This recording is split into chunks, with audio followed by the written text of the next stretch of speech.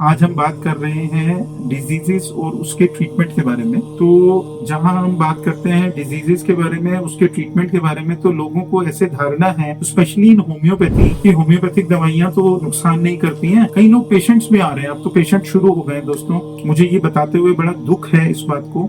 कल ही मेरे पास एक पेशेंट जो थे वो उन्होंने कांटेक्ट किया, मैं नाम नहीं शेयर कर रहा हूँ, बट पेशेंट जो है उन्होंने मेरे को जब बताया कि 40 साल की उम्र में उनका लीवर डैमेज हो गया, तो मेरे को बहुत डाउट हुआ कि उनका क्या क्या प्रॉब्लम है। तो उनके प्रॉब्लम के डिटेल्स पूछते पूछते मेरे को अचानक से मालूम पड़ा कि उन्होंने यूट्यूब से कुछ दवाइयां अपनी किसी और प्रॉब्लम के लिए, स्किन का डिजीज कंडीशन था, उसके लिए उन्होंने यूट्यूब से डॉक्टर ने जो दवाइयां सजेस्ट की हुई थी उस प्रॉब्लम के लिए, उन्होंने वो दवाइयां खाई। जब कोई और reason liver and biliary sciences वाले डॉक्टर्स को नहीं मिला, उन्होंने भी ये बात मेंशन की है कि बहुत अधिक मात्रा दवाइयों में अल्कोहल की होने की वजह से, यानी जो लीवर के सेल्स हैं वो डैमेज हो गए। तो पेशेंट को तो ये मालूम नहीं है कि कौन सी दवा कितनी देर तक खानी है, कौन सी दवा का क्या बैड इफेक्ट है, क्या साइड इफेक्ट है। यही इसी चीज के लिए तो डॉक्टर की पढ़ाई जो है वो करनी पड़ती है। 5.5 साल का बीएचएमएस का कोर्स है, उसके बाद एमडी की स्टडी है 3 साल की। तो ये 8 साल, 8.5 साल, 10 साल किसी बच्चे ने पढ़ाई की है, तो उसके बाद उसको सही जाकर के मालूम पड़ता है, और उसके बाद प्रैक्टिस भी करनी पड़ती है, एक्सपीरियंस भी लेना पड़ता है। दोस्तों, वो case, you won't believe that patient is suffering from chronic liver disease, और वो भी नॉन अल्कोहलिक।